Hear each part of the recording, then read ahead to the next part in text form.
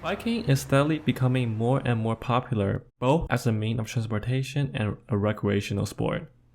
Recently, many municipal governments are actively building bike lanes in order to promote it as a viable means of traveling.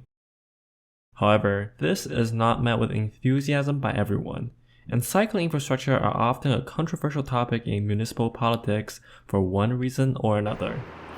In the last video, I talked about how many common arguments against bike infrastructure ignore basic traffic engineering concepts or have a fundamental misunderstanding on how bike lanes work as a piece of transit infrastructure. In this video, I will go through some more common arguments against bike lanes and why they are absolute nonsense.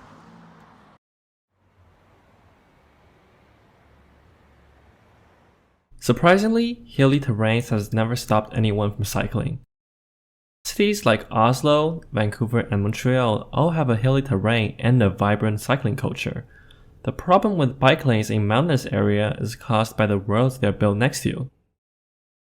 Before the golden age of cars, cities were built with walkability in mind. The gradient of the road cannot exceed the ability of people and horses to walk up and down hills. With the popularization of cars, many roads were built in a straight line with little to no regards to natural geography. Roads going directly uphill and downhill are commonly found in many car-dependent cities. And of course, most cyclists are going to struggle on these kind of roads. They are designed with only motorists in mind. Hilly, bike-friendly cities have their cycling infrastructure follow the natural geography of the land instead of going in a straight line. But, as I explained in a previous video, it is possible to build bike lanes anywhere, even in hilly areas. Different roads require different design, and mountainous terrain especially so. You wouldn't feel safe going 12 km an hour up hills while cars next to you are going 60. Hilly terrains do pose a challenge to cycling, but it should not be an excuse not to build biking infrastructures.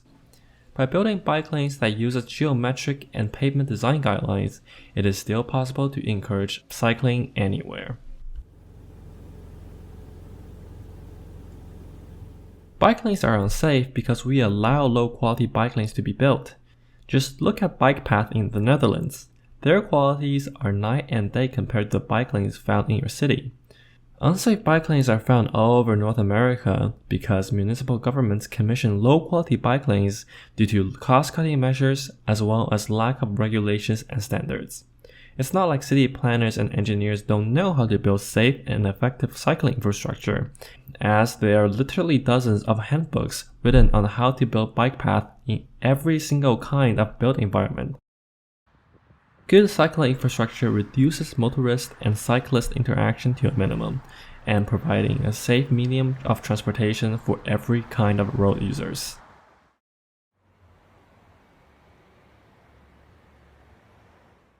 Shops don't require 24-hour access to a road in order to receive shipments of goods and supplies, and businesses built next to bike lanes certainly would not rapidly decline due to the inability to receive goods. In addition, proper bike lane design would usually take store delivery into considerations, but most cycling infrastructure designs don't affect the movement of goods to stores. Businesses can also opt to receive deliveries in early morning or late at night, where bike lanes and roads would have an extremely low traffic volume.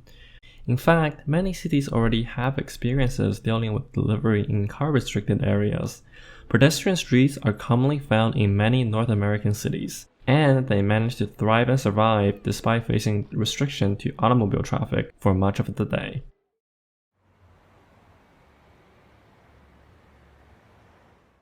This is also not true. Biking infrastructures are notoriously inexpensive to build. A study conducted by the city of Portland found that it will only take about $60 million to completely replace every single bike lane in the city, while for the same amount of money, it would only be possible to build 1 mile of a highway. Roads and highways are expensive to build because they need to be carefully designed to sustain the damages caused by cars. Cycling infrastructure will never have this problem, as cycling rarely causes damages to the infrastructure they rely on.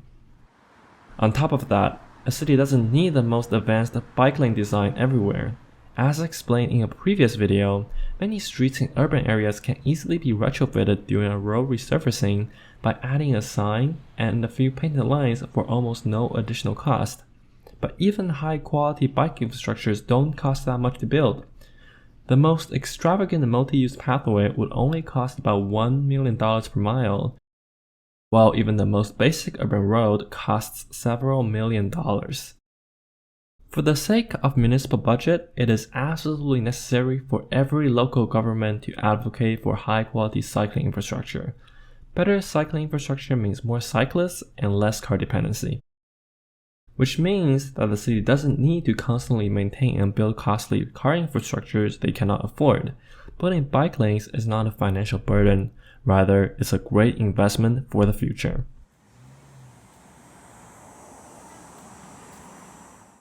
There are two possible explanations to this argument, and none of them are good reason to why we shouldn't build better bike lanes. The first reason is poor urban planning policies made by your local government to build a bike lane that starts in nowhere and leads to nowhere. Like any kind of transportation infrastructures, bike paths won't get used if there's no point to use them. The solution to this problem is simple. Cities should start building bike lanes in an urbanized area by linking existing commercial, business, and residential zones together. But even when the current bike lanes looks like they serve no purposes whatsoever, your city might already have drafted out plans to expand it elsewhere. The second reason comes down to the comfort rating of the bike lane. For those who are not in engineering, comfort is defined as the perceived safeness of a particular infrastructure. For example, if you're in a building that vibrates very violently every time there is wind, you wouldn't feel very safe staying in it, even if an engineer tells you that it's perfectly safe and normal. The same concept applies to bike lanes. People simply won't use a piece of infrastructure if they perceive it as dangerous.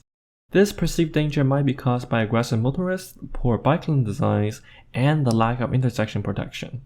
Of course, this fear is justified sometimes because North American cities are absolutely awful at building bike infrastructures. But neither of those two explanations justify why we shouldn't invest in cycling infrastructure. On the contrary, it shows why we need to build more. Induced demand also applies to cycling. The better connected and higher quality our bike lanes are, the more they are going to be used.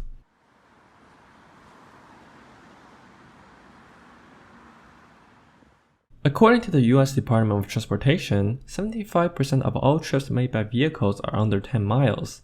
And the average single trip distance is just under 6 miles. But your daily commute and shops seems impossible to reach by foot and by bike for exactly one reason: car-oriented infrastructures. Providing that there are safe and convenient bike paths connecting your home to the shops and your workspace, your daily errands can easily be done by a simple bike ride. Most people simply don't travel as far nor as often as they think. Incidentally, encouraging cycling for short distance trips will reduce congestions for motorists going on long distance trips. Less cars means less traffic. It is as simple as that.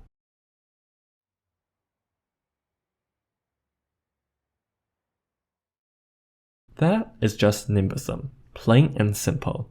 Building quality cycling infrastructure improves everybody's life.